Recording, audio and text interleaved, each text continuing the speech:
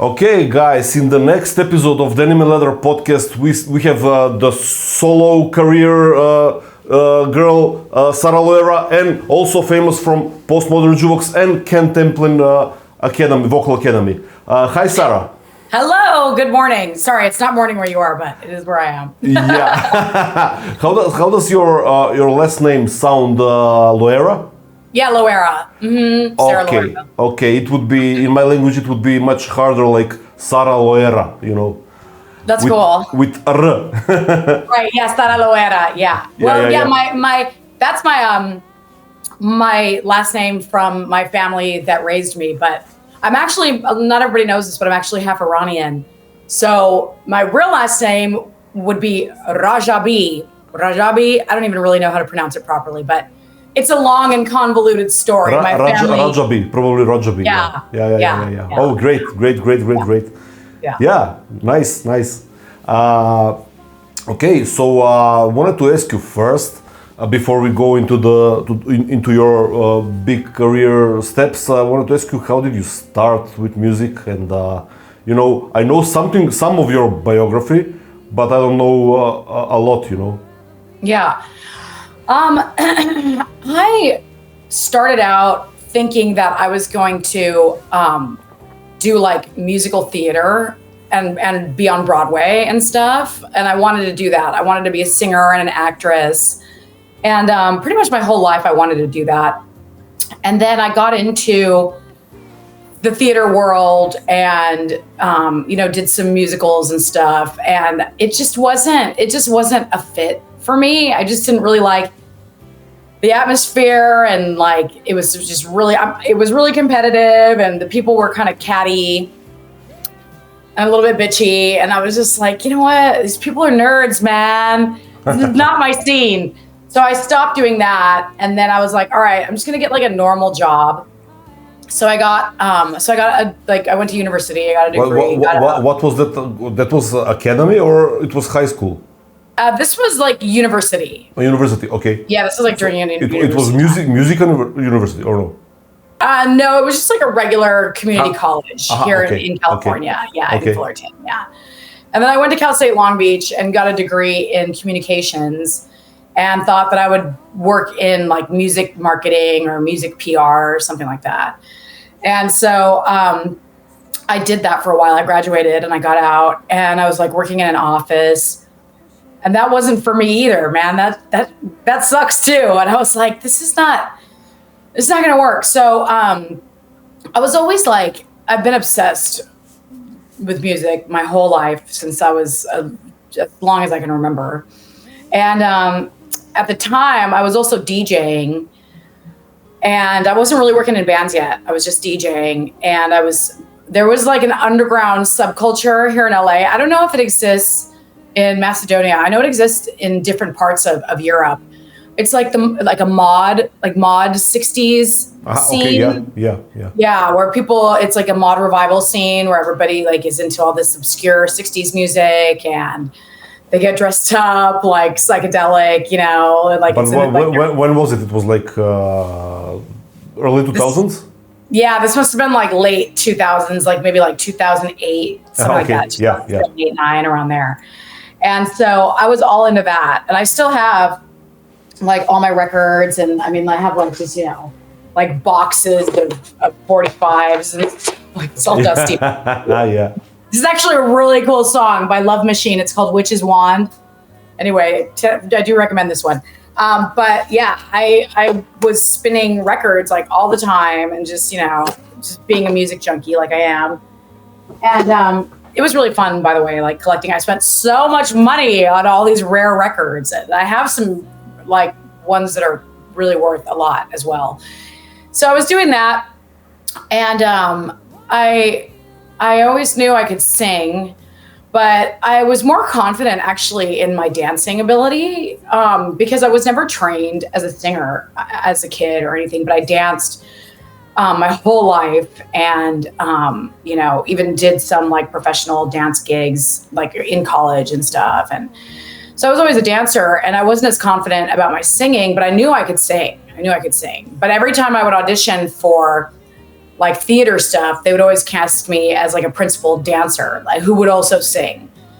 And I'm like, man, these people are not seeing. Like, am I not, are they not seeing what I'm seeing here? Like, are they not hearing this? Like, but I wasn't trained, and I have a big voice, and it's kind of it took some finessing to kind of learn how to, take it down and figure out subtleties and stuff like that. Because it was kind of like a bull in a china shop type of thing, where it's like I had this big, loud, powerful voice, but I didn't quite know how to use it properly. So anyway, so I was DJing and working like a regular job.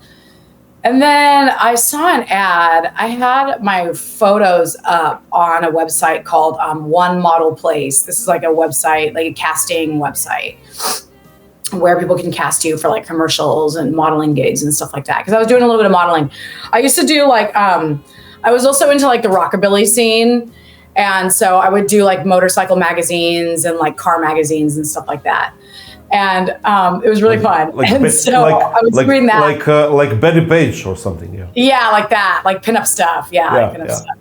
And so I was doing the pinup thing. And then Ken Tamplin found me on that website on One Model Place and reached out to me. And he was auditioning people for a band that he was putting together that was going to be like a corporate band, like a cover band, because those kind of bands that make a lot of money, and he was going to, try to sell it to like these big, companies and parties in like Dubai and like all over or whatever. So I came into his studio. I remember I came in and I remember I was like super hungover this day because we had like this, we all went out, like the office that I worked at, we all went out to an Angels game or something. And we just got like tanked. And I was hungover and I came in and I was like, oh, fuck.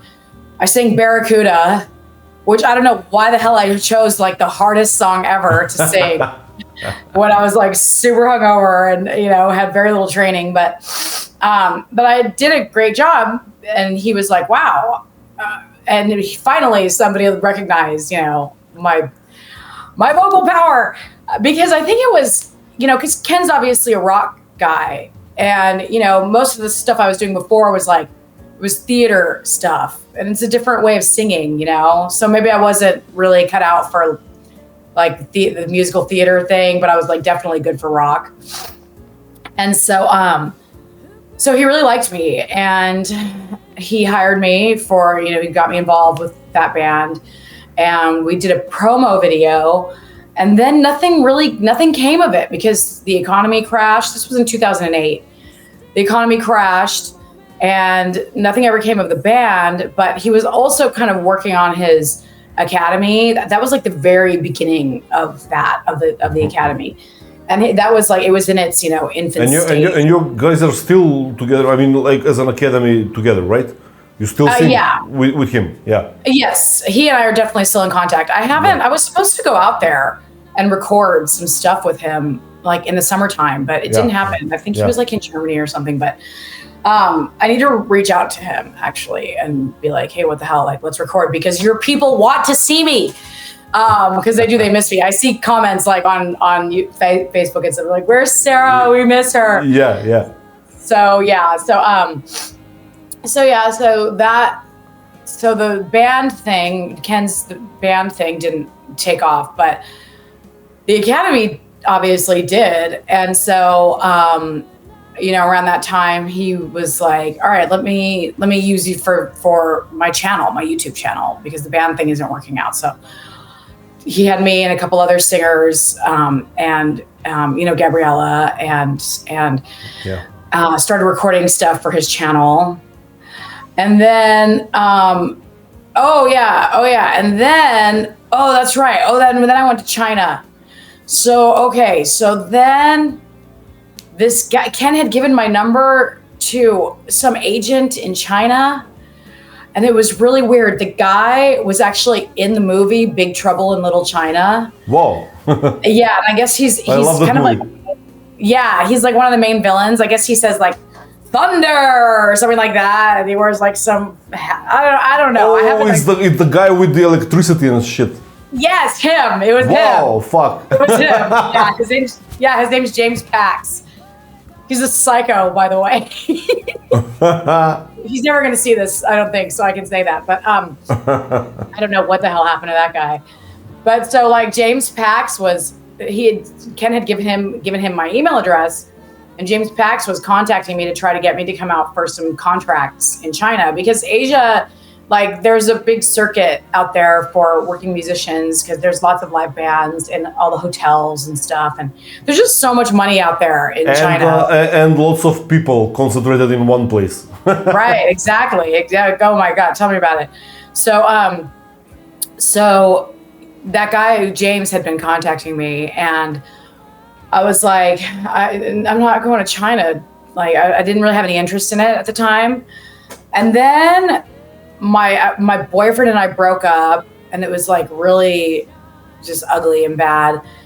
And I got laid off from my job, and I was like, well, let's go to China. So I packed up all of my stuff in my apartment into a storage unit in Long Beach. I was living in Long Beach at the time.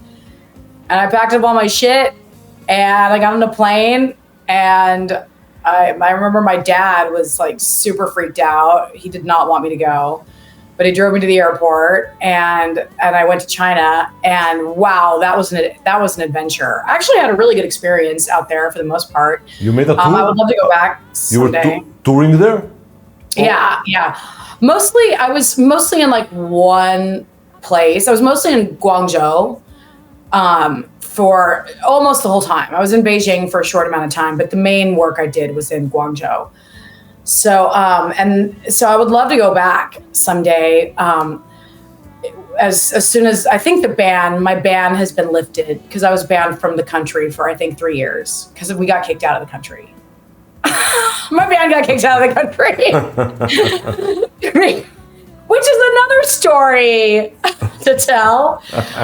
So we got kicked out of China because our club got busted that we were working at.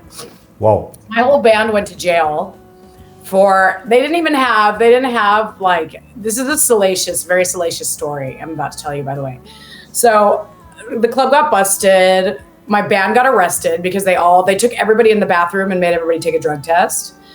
And I came out clean, even though it was the day after my birthday, and the night of my birthday, I had taken like a couple hits of pot. Yeah. But I don't really do, anything other than pot.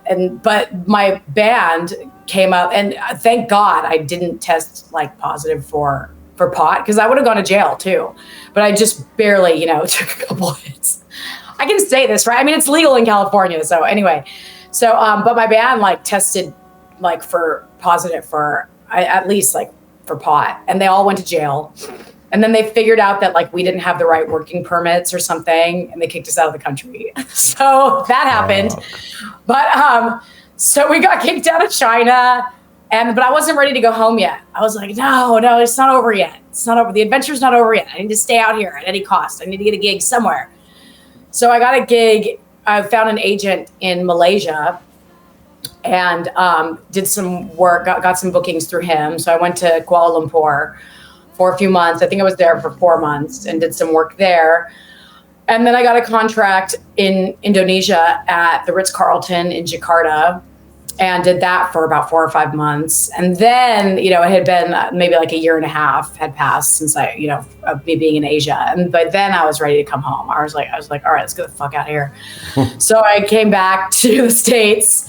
And I came to New Orleans, because that's where my sister was living, and I stayed with her for about a month. And then I came back to LA and got in touch with some agents here. And I've been working nonstop ever since. So I've been working as a singer as my only job for 15 years. In December, it'll be 15 years, which is crazy because I'm only 21 years old. I don't know. I started young. What can I say? But So I've been doing this life for 15 years now, and it hasn't slowed down. And I was living with another musician, a guy who I was dating, like this is my ex. We were living together for like 7 years, doing gigs and stuff. And I ended up leaving that relationship. And I remember I left during COVID when there were no gigs. I had no job. And I moved out of his place, and I wasn't paying rent when I lived with him. I moved out twice, actually. We broke up once. I moved out for like a year and I lived on my own. Then I came back. And so I moved out again with no job. And I was like, oh, holy shit, what am I doing? I moved to LA. We were living in Orange County and I moved to LA.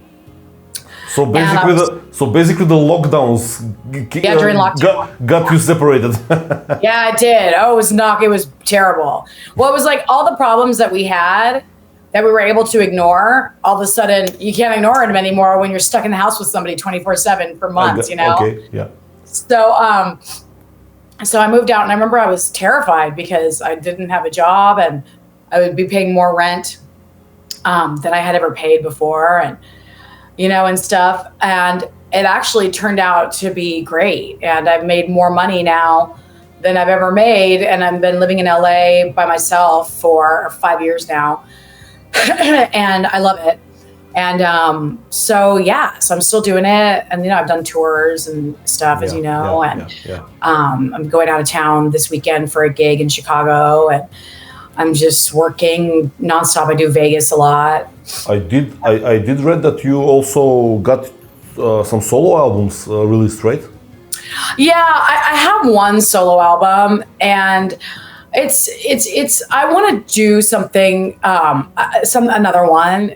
My solo album. It wasn't my concept. It was somebody else's concept. Okay. The music came from me and my ex and another guy that was helping us with the lyrics. This guy named Johnny Fly helped us write the album. So it was the three of us that wrote it. But the concept and like the cover art and like all of that, it was not from me. It was some guy, this lovely guy that found me on the internet.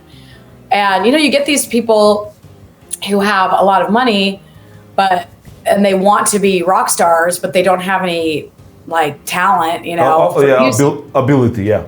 Yeah, they don't have any ability. So they hire people to kind of live out their dreams through them. So this guy was, he loved music, and he had this idea for a story about like a space themed kind of rock opera. And so he found me on the internet and was like, hey, I have an idea for a concept album. Would you be interested in writing and recording it?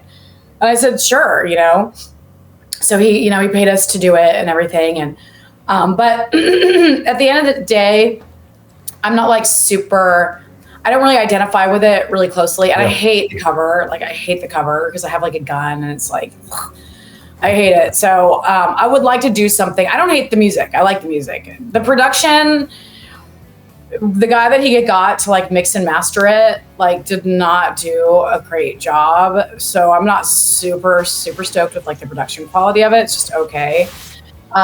We could have done such a better job, but he like really wanted his friend to do it. And it's super annoying. But I would like to do something like next year where that I really identify with. And it was hard because I didn't know what kind of music I wanted to do for a long time. I was like, because I like so many different styles. But now I think I know. So I really want to make it happen next year before I start getting too old and nobody cares about me anymore. I need to do a solo album that is like comes really from me, Yeah, I don't know if I think you fit in a band. That's like I envision you in a band, but maybe your name, but with a band, but with a with full on band. I don't know. I would love that. Oh my God, I would love to do something like that. I mean, it's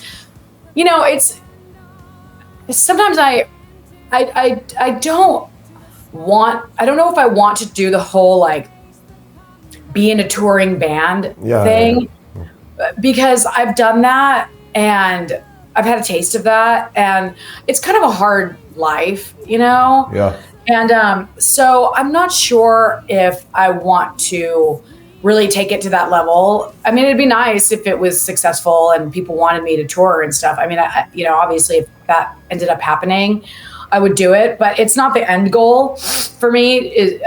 But really, I just want to have a record out that like really is representative of my personal style, But like touring, being like life on the road it's tough, it can be tough. And I've done that kind of like a decent amount and I've enjoyed it. But the lifestyle is hard, and it's just hard. It's hard being, in this business, and all the partying and the late nights and, it's a hard world for a nice girl to be involved in. You know what I'm saying? Like, yeah. It can be tough. So, yeah. But you already have almost every night you have gigs, right? Almost. Yeah, I have gigs. Yeah, like multiple nights per week. So. Is it like only you, or you have a backup band behind you? Mm-hmm. I do both. I have several bands that I work in. I have one band that I work in the most, and it's it's kind of like a old Hollywood kind of retro, like rock and soul band. I do a lot of like Etta James, and we do stuff by like the Ronettes and like 50s and 60s stuff, and I dress sort of pin-up-y, and I do that band a lot, and we get booked a lot on like corporate stuff and parties and stuff, and so that I make good money with that band. And then I do a lot of solo stuff as well, where I'm just like, doing the lounge singer thing, like playing piano and singing and stuff. And I do trios, I do jazz stuff, like all over, just about anything that somebody will hire me to do, if it's cool, like I'll do it. But I'm constantly working, which is great. Yeah, how did you learn the instruments? You play instruments, right? I play piano, I played guitar. I took guitar lessons for a long time and just never got good at it because it just, I don't know. I always sucked at guitar no matter how much I practiced.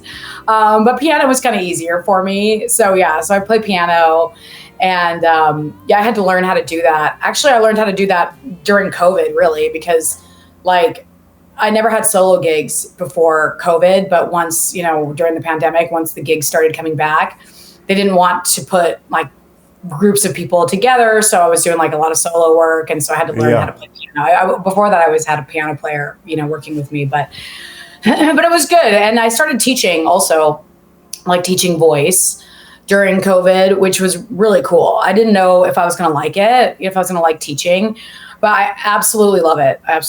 So I do a lot of that as well. I'm doing that later on today too. I have a couple students today, so that's super fun.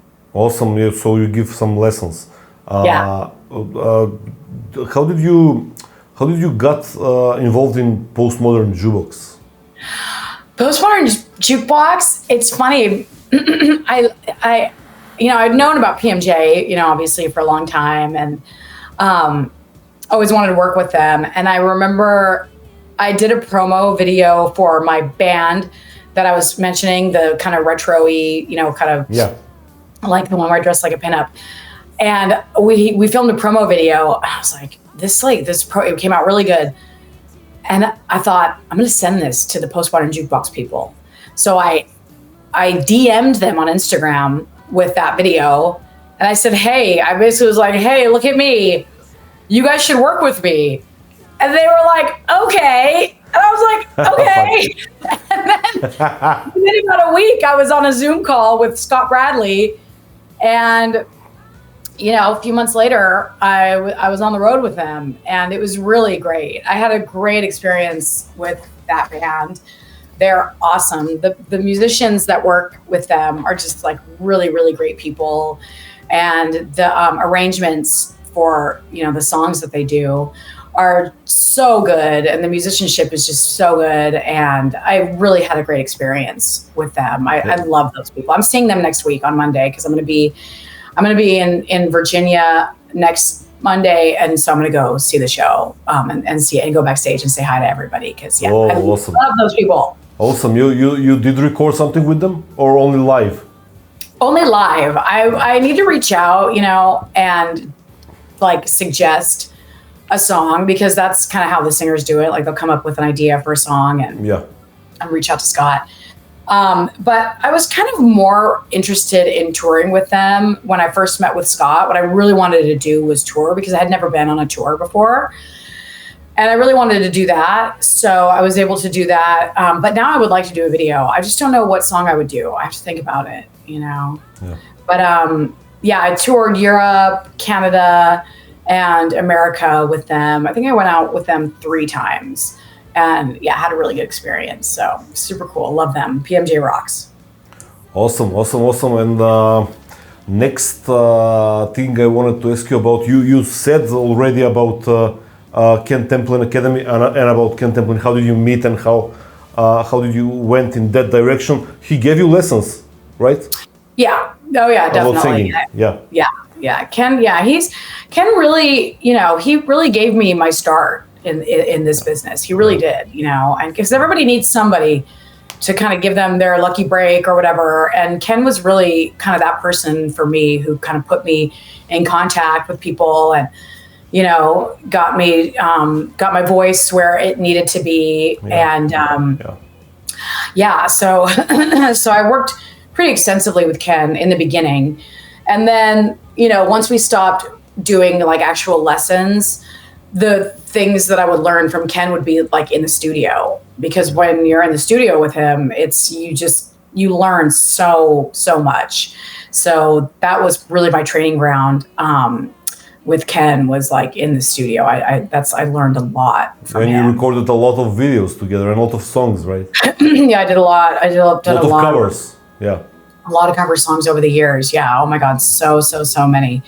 And the guy is like, he's super, super knowledgeable. He's a really interesting person. You'll like him when you meet him. He's super cool. I did interview with him like this, over the on the episode. I don't know, it was last year, and it was right at the moment where a lot of accusations against his singing. Yeah. What do you think about that? He also talked about it on the show.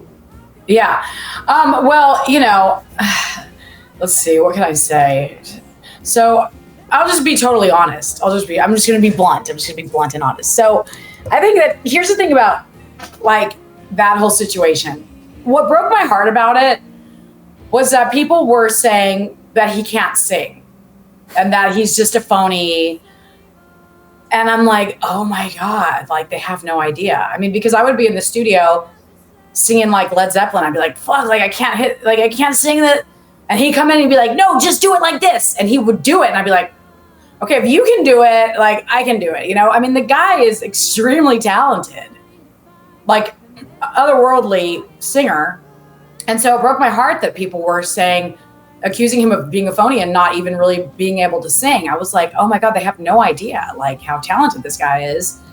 And he's got this, he's had a career that's spanned decades.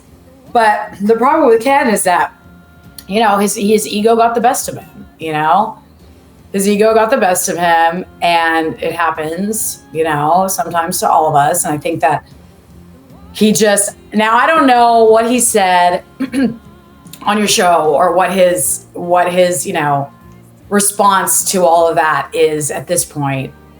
I know at first, he was like just flat out denying it, which I don't think was the right approach.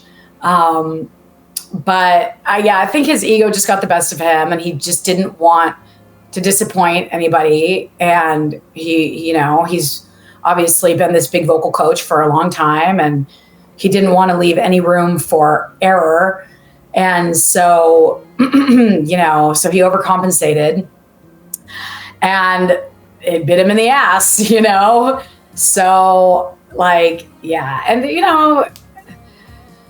I think that's all I'll say about that. But the guy's an amazing singer, an amazing talent, and he knows you can't there's nothing you can ask Ken about music or singing that he won't know the answer to. Like he's just So when I saw all the hate that he was getting online, I felt really bad for him. But he seems to be fine. I mean, he's recovered fine, and he bounced back better than ever, I guess. It was interesting on the show when he was here.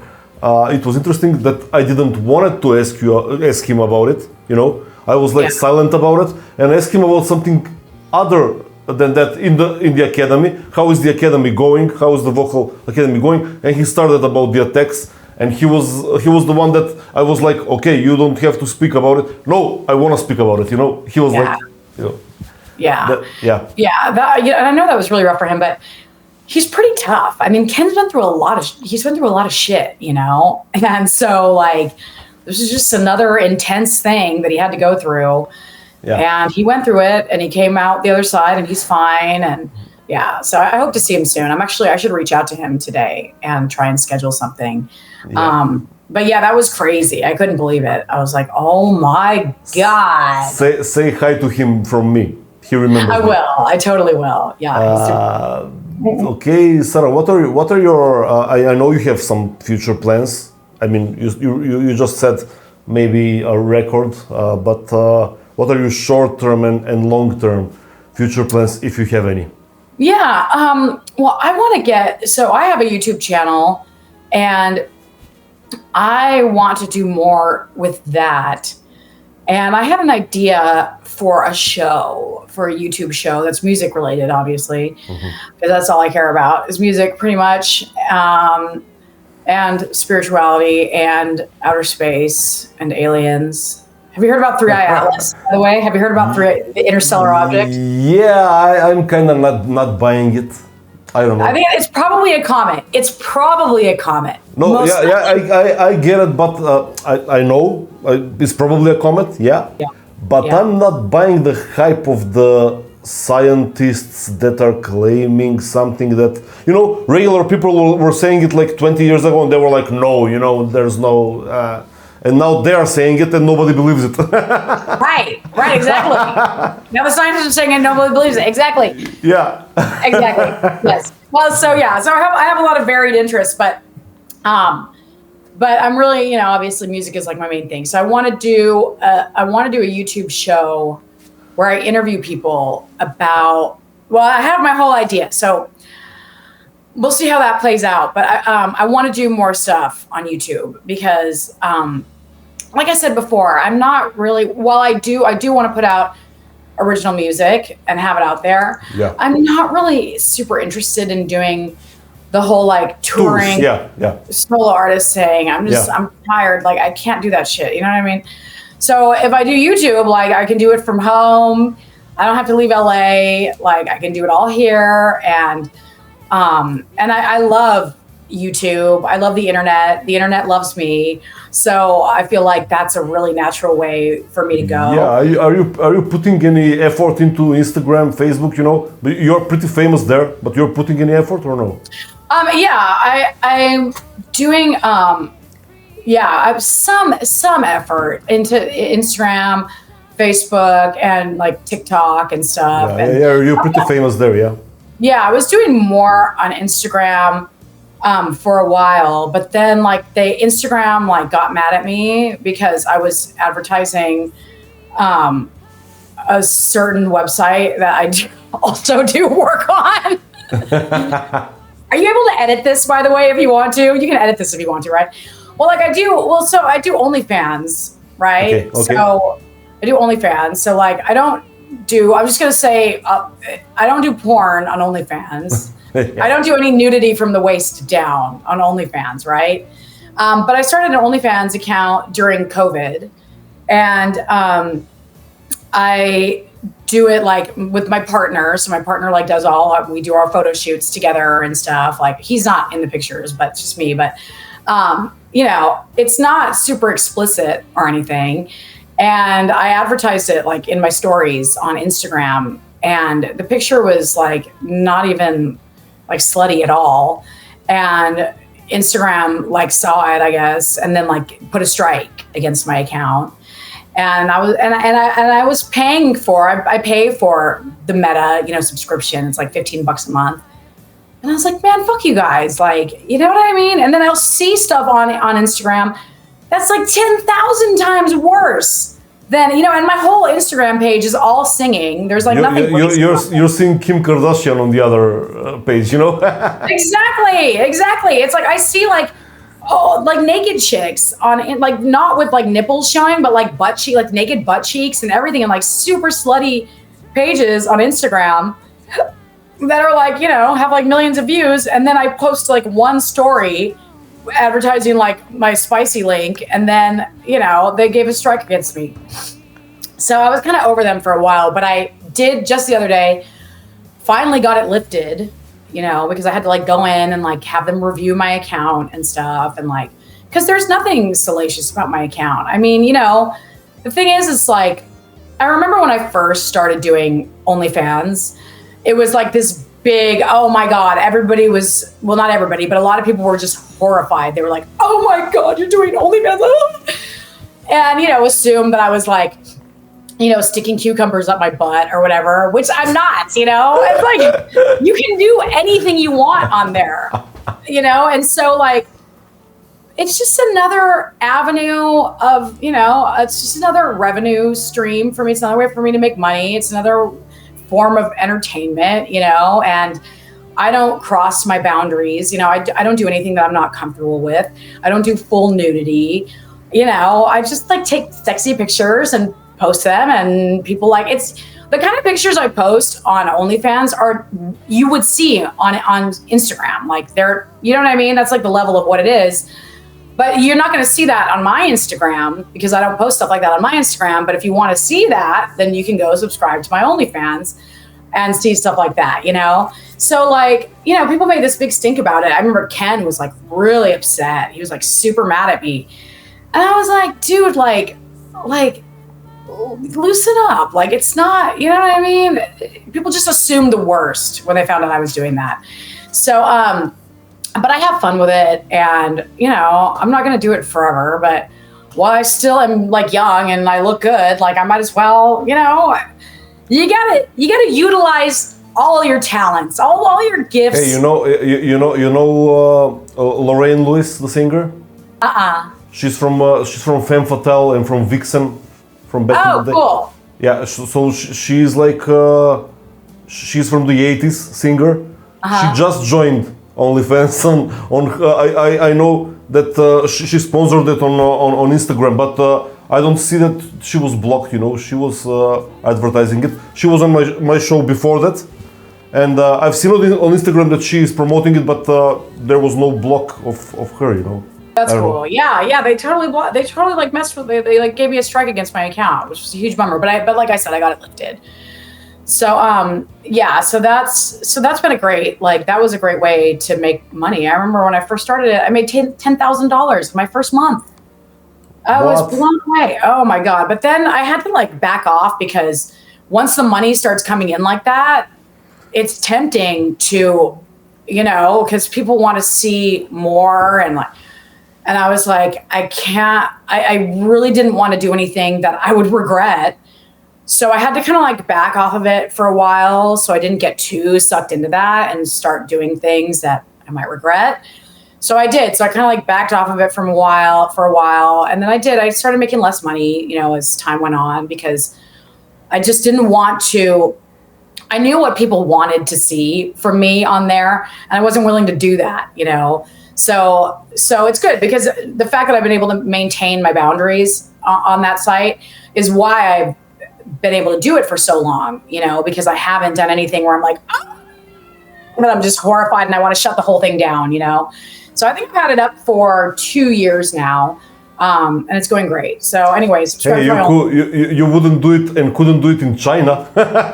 No, hell no. Oh my God, you can't even get on Facebook in China. It's crazy out there, man. It's crazy out there. But yeah, so anyway, what was I saying? Oh yeah, YouTube. Yeah, YouTube. Building of your socials. Yeah. YouTube. Yeah, and I guess Instagram. Even though Mark Zuckerberg can suck my dick, I don't have one. But if I did, he could suck it. I probably should. Maybe you should edit that out in case he hears it, because he's those meta people, man. God, that doesn't matter. I had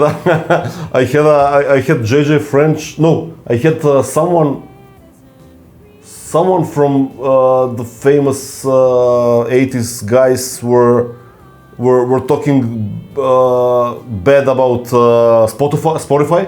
And I put the show on the Spotify, and it was like all good, you know. Okay, that's good. That's good. Yeah, I know. Spotify is like. But it was, you know, it was said like fuck the guy, fuck the owner, and it went on Spotify, and it's great. That's great. Well, that's good. That's to Spotify's credit, I guess. They probably, I guess they didn't hear it. Yeah, probably. Yeah.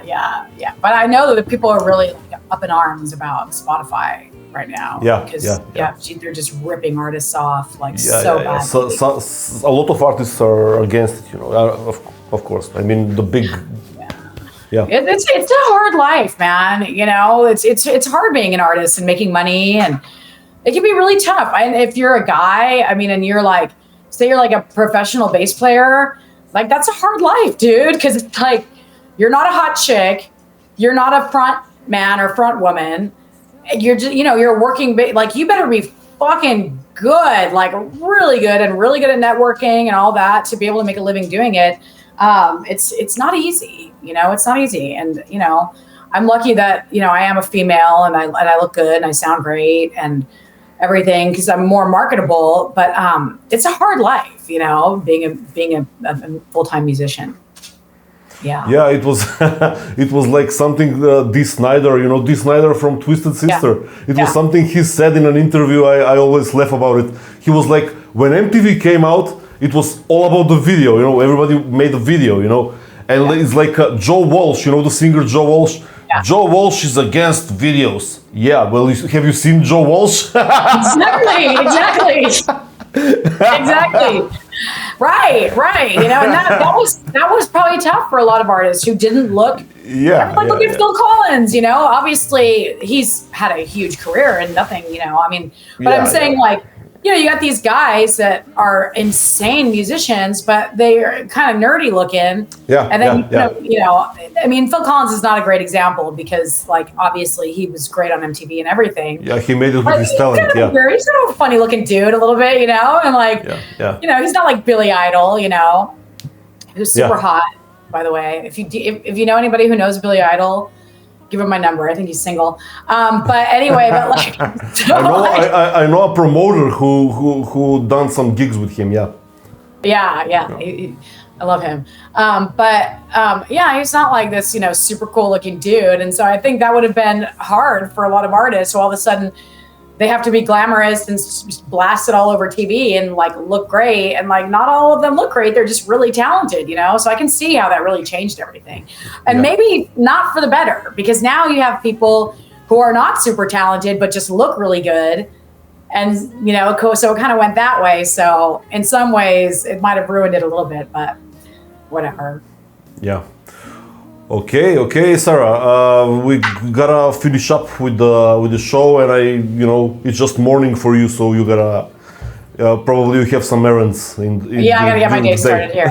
Yeah. And it's coming up late here, so I gotta go hit the bed.